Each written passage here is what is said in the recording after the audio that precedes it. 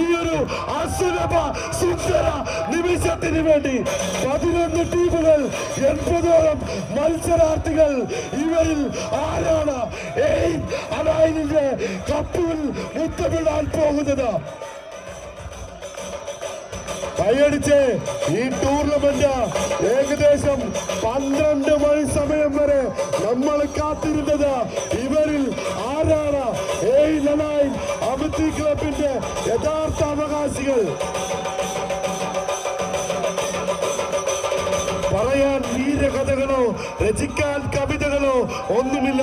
പക്ഷേ പറഞ്ഞറിയിക്കാൻ നാളത്തെ ചരിത്രം പറയാൻ ഒന്നു ബാക്കി. 2025 ജനുവരി മാസത്തിലെ ഈ തണുത്തുറയുന്ന ജനുവരി മാസത്തിലെ 12 മണി സമയം.